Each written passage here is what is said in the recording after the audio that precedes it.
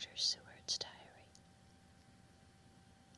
The 11th of October, evening. Jonathan Harker has asked me to note this, as he says he is hardly equal to the task, and he wants an exact record kept. I think that none of us were surprised when we were asked to see Mrs. Harker a little before the time of sunset. We have, of late, come to understand that sunrise and sunset are, to her, times of peculiar freedom, when her old self can be manifest without any controlling force subduing or restraining her, or inciting her to action. This mood or condition begins some half hour or more before actual sunrise or sunset, and lasts till either the sun is high, or whilst the clouds are still aglow with the rays streaming above the horizon. At first there is a sort of negative condition, as if some tie were loosened, and then the absolute freedom quickly follows. When, however, the freedom ceases, the change back or relapse comes quickly, preceded only by a spell of warning silence. Tonight, when we met, she was somewhat constrained, and bore all the signs of an internal struggle. I put it down myself to her making a violent effort at the earliest instant she could do so. A very few minutes, however, gave her complete control of herself. Then, motioning her husband to sit beside her on the sofa where she was half reclining, she made the rest of us bring chairs up close. Taking her husband's hand in hers, she began. We are all here together in freedom, for perhaps the last time. I know that you will always be with me to the end. This was to her husband, whose hand had, as we could see, tightened upon her. In the morning we go out upon our task, and God alone knows what may be in store for any of us. You are going to be so good to me to take me with you.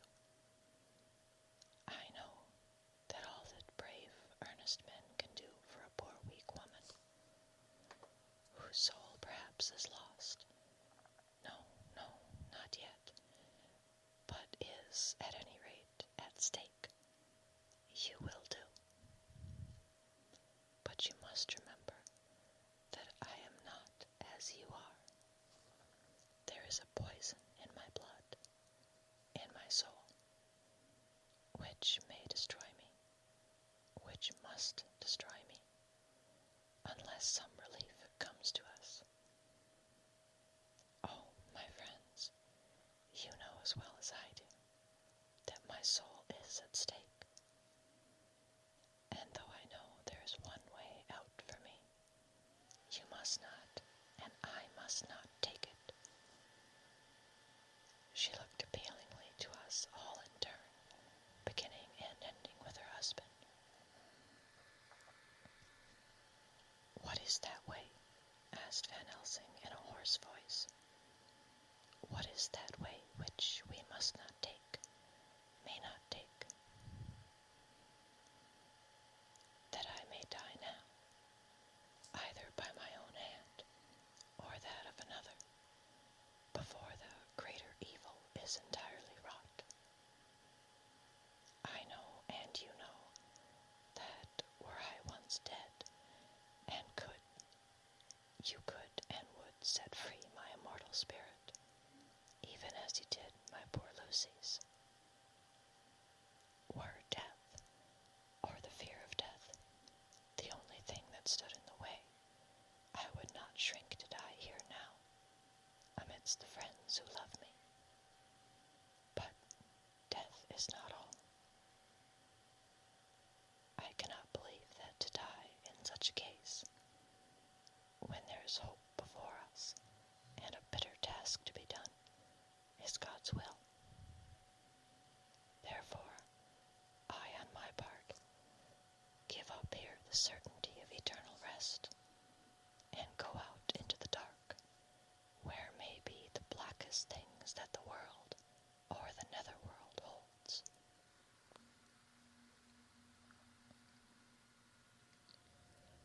We were all silent, for we knew instinctively that this was only a prelude. The faces of the others were set, and Harker's grew ashen gray. Perhaps he guessed better than any of us what was coming. She continued, "This is what I can give into the hotchpot." I could not but note the quaint legal phrase which she used in such a place, and with all seriousness. "What will each of you give?" "Your lives, I know," she went on quickly. "That is easy for brave men. Your lives are God's, and you can give them back to Him. But what will you give to me?" She looked again questioningly, but this time avoided her husband's face. Quincy seemed to understand, and he nodded, and her face lit up. "Then I shall tell you plainly what I want, for there must be no doubtful matter in this connection between us now. You must promise me, one and all, even you, my beloved husband, that should the time come, you will kill me." "What is that time?" The voice was Quincy's, but it was low and strained. "When you shall be convinced that I am so changed that it is better that I die, that I may live. When I am thus dead in the flesh, then you will, without a moment's delay, drive a stake through me and cut off my head, or do whatever else may be wanting to give me rest." Quincy was the first to rise after the pause. He knelt down before her, and, taking her hand in his, said solemnly, "I'm only a rough fellow, who hasn't, perhaps, lived as a man should to win such a distinction. But I swear to you, by all that I hold sacred and dear, that should the time ever come, I shall not flinch from the duty that you have set us. And I promise you, too, that I shall make all certain, for if I am only doubtful, I shall take it that the time has come." "My true friend," was all she could say amid her fast-falling tears, as, bending over, she kissed his hand. "I swear the same, my dear Madam Mina," said Van Helsing. "And I," said Lord Godalming, each of them in turn kneeling to her to take the oath. I followed myself. Then her husband turned to her, wan-eyed and with a greenish pallor which subdued the snowy whiteness of his hair, and asked, "And must I too make such a promise, O my wife?" "You too, my dearest," she said, with infinite yearning of pity in her voice and eyes. "You must not shrink. You are nearest and dearest and all the world to me. Our souls are knit into one, for all life and all time. Think, dear, that there have been times when brave men have killed their wives and their womenkind, to keep them from falling into the hands of the enemy. Their hands did not falter any the more, because as those that they loved implored them to slay them. It is men's duty towards those whom they love in such times of sore trial. And, oh my dear, if it is to be that I must meet death at any hand, let it be at the hand of him that loves me best. Dr. Van Helsing, I have not forgotten your mercy in poor Lucy's case to him who loved. She stopped with a flying blush and changed her phrase. To him who had best right to give her peace. If that time shall come again, I look to you to make it a happy memory of my husband's life, that it was his loving hand which set me free from the awful thrall upon me. Again, I swear, came the professor's resonant voice. Mrs. Harker smiled, positively smiled, as with a sigh of relief she leaned back and said, "And now one word of warning, a warning which you must never forget. This time, if it ever come, may come quickly and unexpectedly, and in such case you must lose no time in using your opportunity. At such time I myself might be, nay, if the time ever come, shall be leagued with your enemy against you. One more request." She became very solemn as she said this. "It is not vital and necessary like the other, but I want you to do one thing for me, if you will." We all acquiesced, but no one spoke. There was no need to speak. "I want you to read the burial service." She was interrupted by a deep groan from her husband. Taking his hand in hers, she held it over her heart and continued, "You must read it over me some day. Whatever may be the issue of all this fearful state of things, it will be a sweet thought to all or some of us. You, my dearest, will, I hope, read it, for then it will be in your voice, in my memory forever, come what may." "But, oh, my dear one," he pleaded, "death is afar off from you." "Nay," she said, holding up a warning hand, "I am deeper in death at this moment than if the weight of an earthly grave lay heavy upon me." "Oh, my wife, must I read it?" he said, before he began. "It would comfort me, my husband," was all she said, and he began to read when she had got the book ready.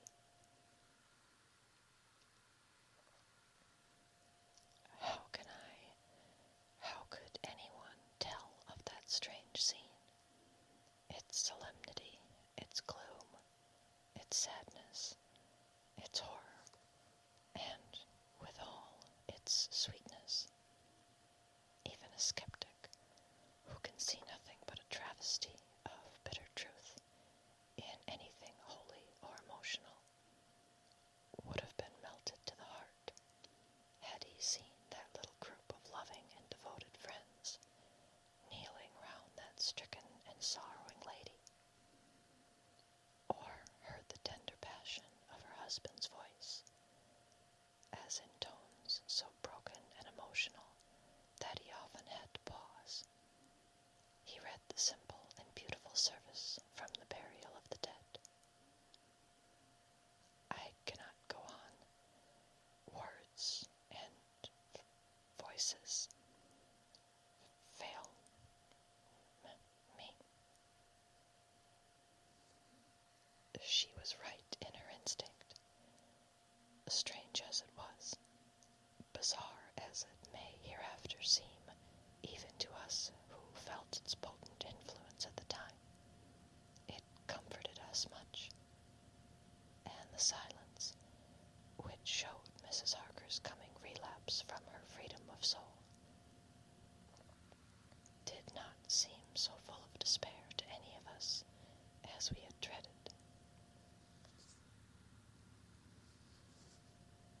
And next we have a passage from Jonathan Harker's journal. The 15th of October, Varna. We left Charing Cross on the morning of the 12th, got to Paris the same night, and took the places secured for us in the Orient Express. We traveled night and day, arriving here at about 5 o'clock. Lord Godalming went to the consulate to see if any telegram had arrived for him, whilst the rest of us came on to this hotel, the Odysseus. The journey may have had incidents. I was, however, too eager to get on to care for them. Until the Czarina Catherine comes into port, there will be no interest for me in anything in the wide world. Thank God Mina is well, and looks to be getting stronger. Her color is coming back. She sleeps a great deal. Throughout the journey, she slept nearly all the time. Before sunrise and sunset, however, she is very wakeful and alert. And it has become a habit for Van Helsing to hypnotize her at such times. At first, some effort was needed, and he had to make many passes. But now she seems to yield at once, as if by habit, and scarcely any action is needed. He seems to have power at these particular moments to simply will, and her thoughts obey him. He always asks her what she can see and hear. She answers to the first, nothing, all is dark. And to the second, I can hear the waves lapping against the ship, and the water rushing by. Canvas and cordage strain the masts, and yards creak. The wind is high. I can hear it in the shrouds, and the bow throws back the foam. It is evident that the Czarina Catherine is still at sea, hastening on her way to Varna. Lord Godalming has just returned. He had 4 telegrams, one each day since we started, and all to the same effect, that the Czarina Catherine had not been reported to Lloyd's from anywhere. He had arranged before leaving London that his agent should send him every day a telegram saying if the ship had been reported. He was to have a message even if she were not reported, so that he might be sure that there was a watch being kept at the other end of the wire. We had dinner and went to bed early. Tomorrow we are to see the vice-consul, and to arrange, if we can, about getting on board the ship as soon as she arrives. Van Helsing says that our chance will be to get on the boat between sunrise and sunset. The Count, even if he takes the form of a bat, cannot cross the running water of his own volition, and so cannot leave the ship.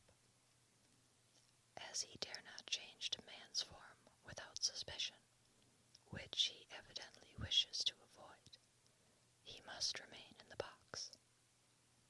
If, then, we can come on board after sunrise, he is at our mercy, for we can open the box and make sure of him, as we did of poor Lucy, before he wakes. What mercy he shall get from us all will not count for much. We think that we shall not have much trouble with officials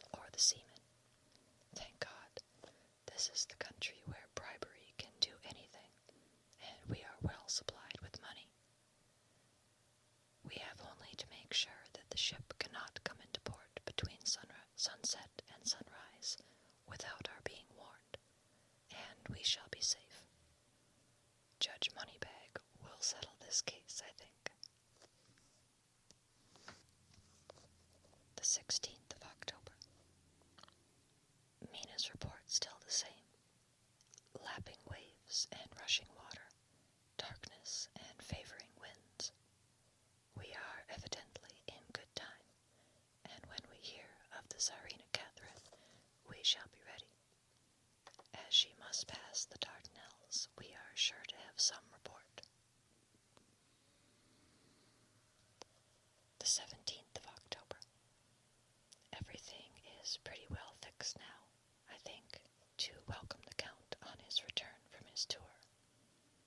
Godalming told the shippers that he fancied that the box sent aboard might contain something stolen from a friend of his, and got a half consent that he might open it at his own risk. The owner gave him a paper telling the captain to give him every facility in doing whatever he chose on board the ship, and also a similar authorization to his agent at Varna. We have seen the agent, who was much impressed with Godalming's kindly manner to him, and we are all satisfied that whatever he can do to aid our wishes will be done. We have already arranged what to do in case we get the box open. If the Count is there, Van Helsing and Seward will cut off his head at once and drive a stake through his heart. Morris and Godalming and I shall prevent interference, even if we have to use the arms which we shall have ready.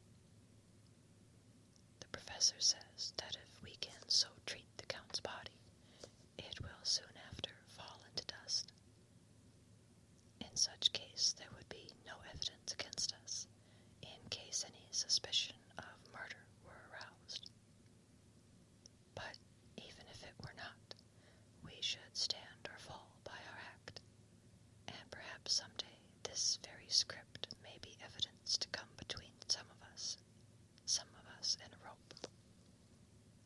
For myself, I should take the chance only too thankfully if it were to come. We mean to leave no stone unturned to carry out our intent. We have arranged with certain officials that the instant the Czarina Catherine is seen, we are to be informed by a special messenger. The 24th of October. A whole week of waiting. Daily telegrams to Godalming, but only the same story, not yet reported. Mina's morning and evening hypnotic answer is unvaried. Lapping waves, rushing water, and creaking masts.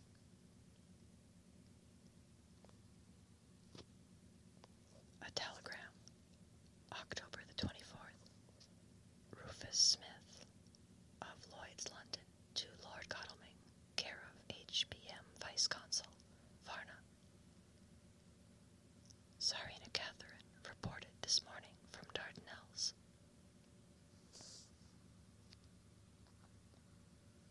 And now a passage from Dr. Seward's diary. The 25th of October. How I miss my phonograph. To write a diary with a pen is irksome to me, but Van Helsing says I must. We were all wild with excitement yesterday when Godalming got his telegram from Lloyd's. I know now what men feel in battle when the call to action is heard. Mrs. Harker, alone of our party, did not show any signs of emotion. After all, it is not strange that she did not, for we took special care not to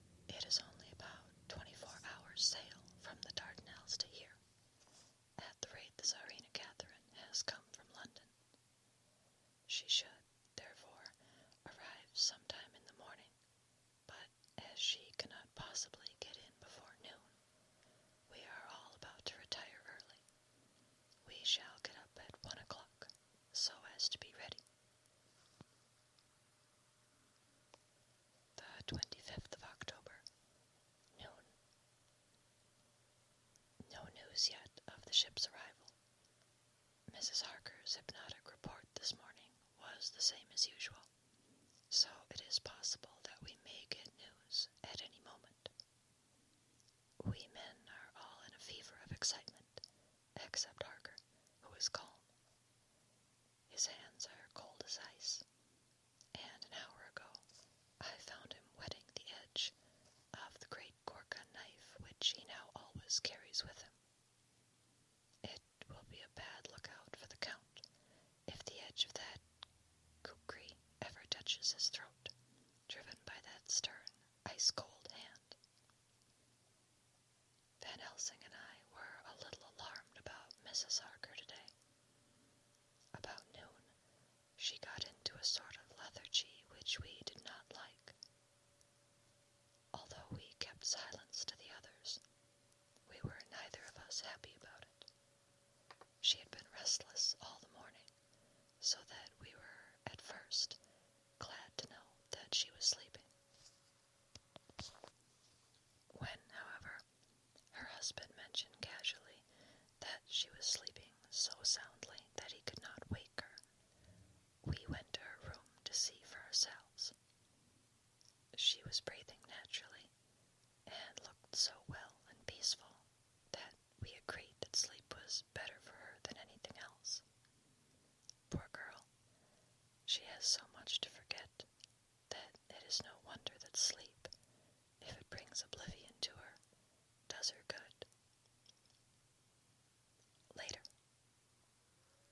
our opinion was justified, for when, after a refreshing sleep of some hours, she woke up, she seemed brighter and better than she had been for days. At sunset she made the usual hypnotic report. Wherever he may be in the Black Sea, the Count is hurrying to his destination. To his doom, I trust. The 26th of October. Another day, and no tidings of the Czarina Catherine. She ought to be here by now. That she is still journeying somewhere is apparent, for Mrs. Harker's hypnotic report at sunrise was still the same. It is possible that the vessel may be lying by, at times, for fog. Some of the steamers which came in last evening reported patches of fog both to the north and south of the port. We must continue our watching, as the ship may now be signaled at any moment. The 27th of October, noon. Most strange. No news yet of the ship we wait for. Mrs. Harker reported last night and this morning as usual. Lapping waves and rushing water, though she added that the waves were very faint. The telegrams from London have been the same. No further report. Van Helsing is terribly anxious, and told me just now that he fears the Count is escaping us. He added significantly, I did not like that the lethargy of Madame Mina's. Souls and memories can do strange things during trance. I was about to ask him more, but Harker just then came in, and he held up a warning hand. We must try tonight at sunset to make her speak more fully when in her hypnotic state. The 28th of October. Telegram. Rufus Smith. London to Lord Godalming, care HBM Vice-Consul, Varna. Czarina Catherine reported entering Galatz at 1 o'clock today.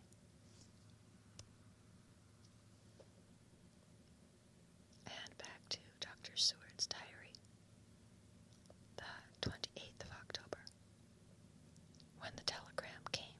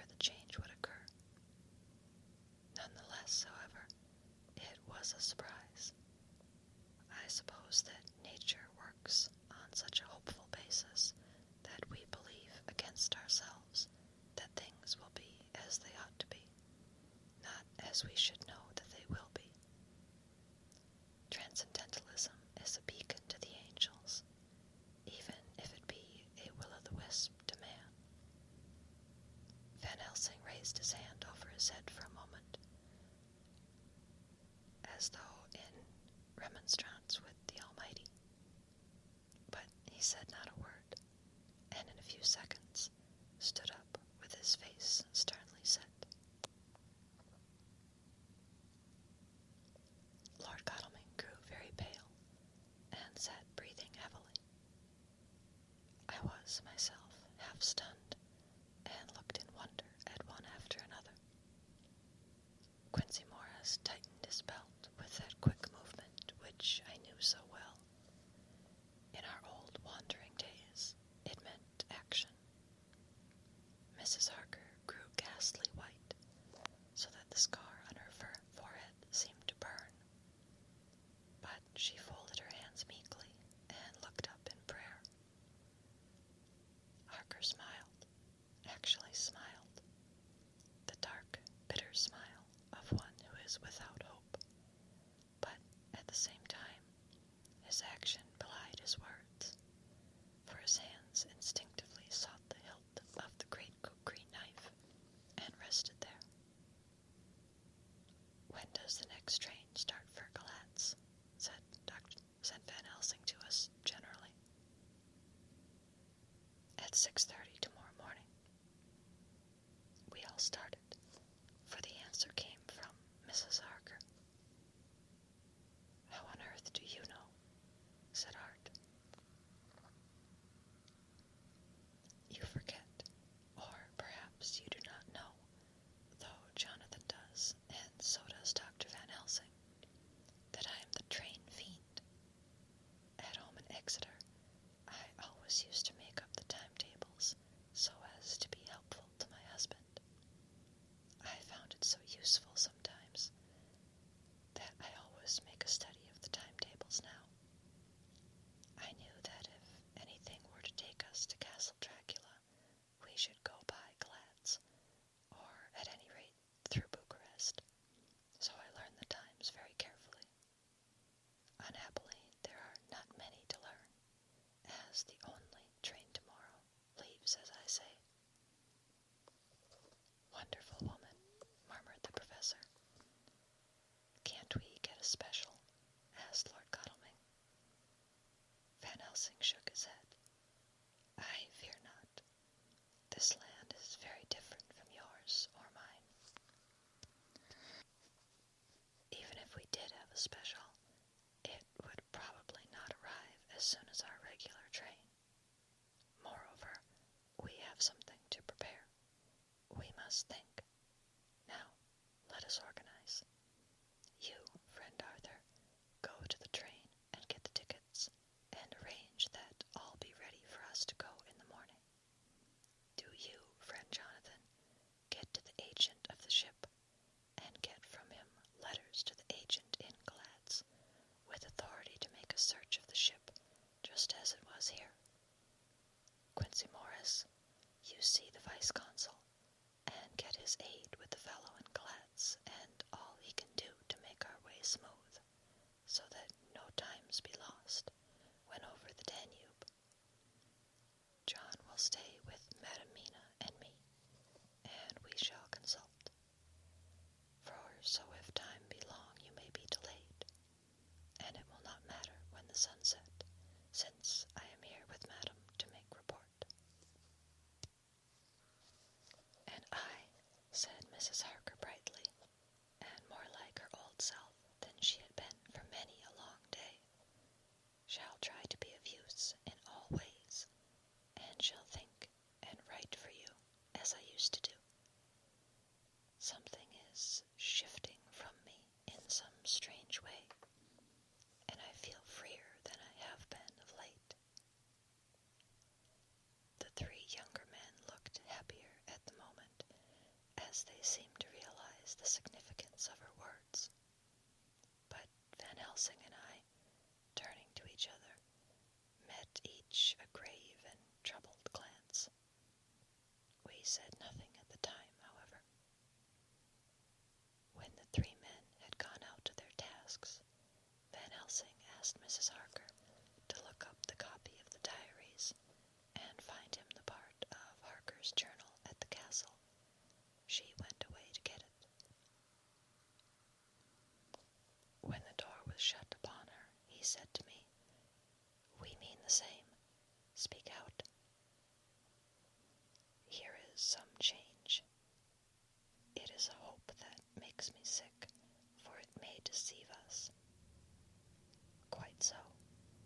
Do you know why I asked her to get the manuscript? No, said I, unless it was to get an opportunity of seeing me alone. You are in part right, friend John, but only in part. I want to tell you something. And, oh, my friend, I am taking a terrible risk. But I believe it is right. In the moment when Madame Mina said those words that arrest both our understanding, an inspiration came to me.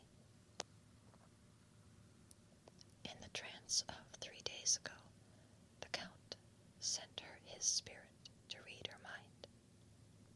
Or, more like, he took her to see him in his earth box in the ship, with water rushing, just as it go free at rise and set of sun. He learned then that we are here, for she have more to tell in her open life, with eyes to see, ears to hear than he, shut as he is in his coffin box. Now he make his most effort to escape us. At present he want her not. He is sure, with his so great knowledge, that she will come at his call. But he cut her off, take her, as he can do, out of his own power, that so she come not to him. Ah, there I have hope that our man-brains have been of man so long, and that have not lost the grace of God, will come higher than his child brain, that lie in his tomb for centuries, that grow not yet to our stature, and that do only work selfish, and therefore small. Here comes Madame Mina. Not a word to her of her trance. She knows it not, and it would overwhelm her and make despair, just when we want all her hope, all her courage, when most we want all her great brain, which is trained like man's brain, but is of sweet woman, and of a special power which the Count give her, and which he may not take away altogether, though he think not so. Hush, let me speak, and you shall learn. Oh, John, my friend, we are in awful straits. I fear as I never feared before. We can only trust the good God. Silence. Here she comes. I thought that the professor was going to break down and have hysterics, just as he had when Lucy died. But with a great effort he controlled himself, and was at perfect nervous poise when Mrs. Harker tripped into the room, bright and happy-looking, and in the doing of work, seemingly forgetful of her misery. As she came in, she handed a number of sheets of typewriting to Van Helsing. He looked over them gravely, his face brightening up as he read. Then, holding the pages between his finger and thumb, he said, "Friend John, to you with so much experience already, and you too, dear Madame Mina, that are young, here is a lesson. Do not fear ever to think. A half-thought has been buzzing often in my brain, but I fear to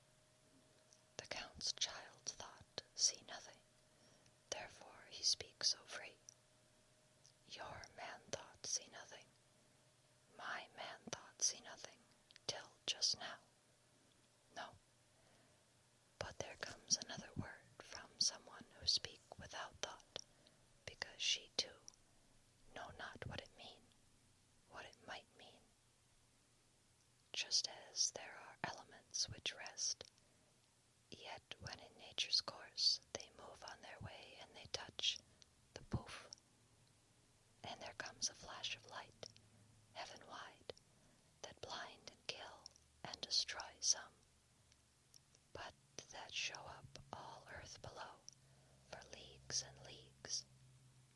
Is it not so? Well, I shall explain. To begin, have you ever studied the philosophy of crime? Yes and no. You, John, yes, for it is a study of insanity. You, no, Madam Mina, for crime touch you not but once. Still, your mind works true, and argues not a particulari ad universale. There is this peculiarity in criminals.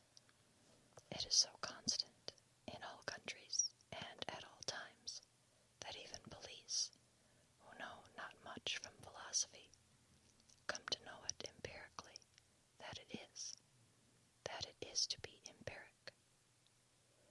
The criminal always work at one crime, that is, the true criminal, who seems predestinate to crime, and who will of none other. This criminal has not full man brain. He is clever and cunning and resourceful, but he be not of man's stature as to brain. He be of child brain in much. Now, this criminal of ours is predestinate to crime also. He too have child brain, and it is of the child to do what he have done. The little bird, the little fish, the little animal learn not by principle, but empirically. And when he learned to do, then there is to him the ground to start from to do more. Dos paus do, said Archimedes. Give me a fulcrum, and I shall move the world. To do once is the fulcrum whereby child brain become man brain. And until he have the purpose to do more, he continue to do the same again every time, just as he have done before. Oh, my dear, I see that your eyes are opened, and that to you the lightning flash show all the leagues. For Mrs. Harker began to clap her hands, and her eyes sparkled. He went on, Now you shall speak. Tell us two dry men of science what you see with those so bright eyes. He took her hand and held it whilst he spoke. His finger and thumb closed on her pulse, as I thought instinctively and unconsciously, as she spoke. The Count is a criminal, and of criminal type. Nordau and Lombroso would so classify him, and qua criminal he is of an imperfectly formed mind. Thus, in a difficulty, he has to seek resource in habit. His past is a clue, and the one page of it that we know, and that from his own lips, tells that once before, when in what Mr. Morris would call a tight place, he went back to his own country from the land he had tried to invade, and thence, without losing purpose, prepared himself for a new effort. He came again better equipped for his work, and won. So he came to London to invade a new land. He was beaten, and when all hope of success was lost, and his existence in danger, he fled back over the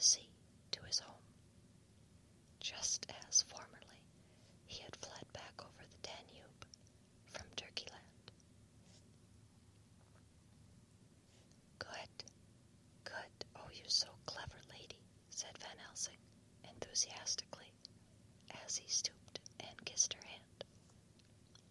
A moment later he said to me, as calmly as though we had been having a sick-room consultation, 72 only, and in all this excitement, I have hope. Turning to her again, he said with keen expectation, but go on, go on. There is more to tell, if you will. Be not afraid. John and I know. I do, in any case, and shall tell you if you are right. Speak without fear. I will try to, but you will forgive me if I seem too egotistical. Nay, fear not, you must be egotist, for it is of you that we think. Then, as he is criminal, he is selfish, and as his intellect is small, and his action is based on selfishness, he confines himself to one purpose. That purpose is remorseless. As he fled back over the Danube, leaving his forces to be cut to pieces, so now he is intent on being safe, careless of all. So his own selfishness frees my soul somewhat from the terrible power which he acquired over me on that dreadful night. I felt it. Oh, I felt it. Thank God for his great mercy. My soul is freer than it has been since that awful hour. And all that haunts me is a fear, lest in some trance or dream he may have used my knowledge for his ends. The professor stood up.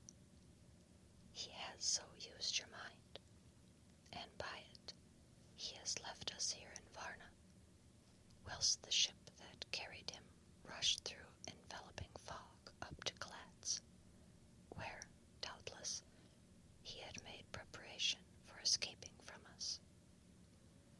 But his child mind only saw so far, and it may be that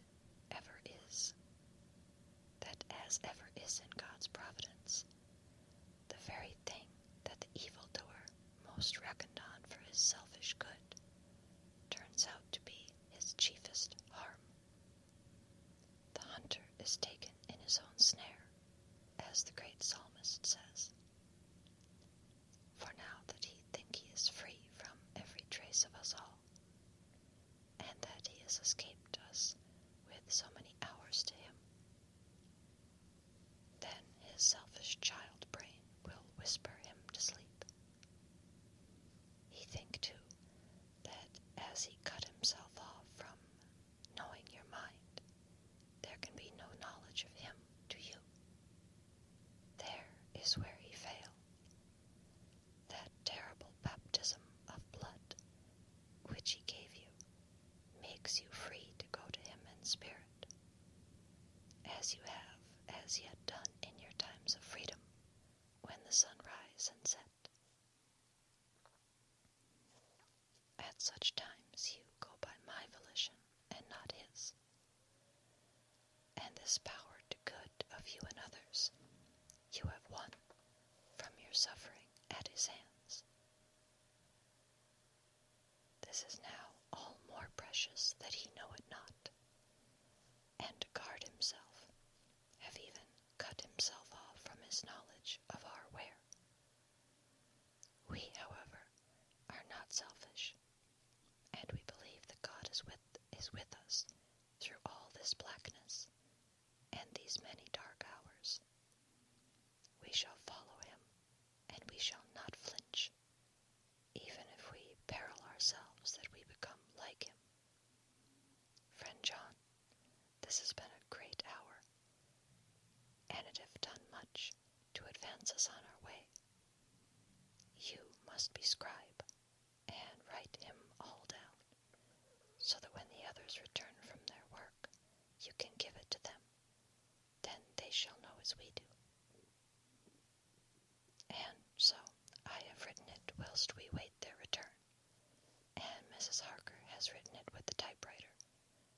since she brought the MS to us.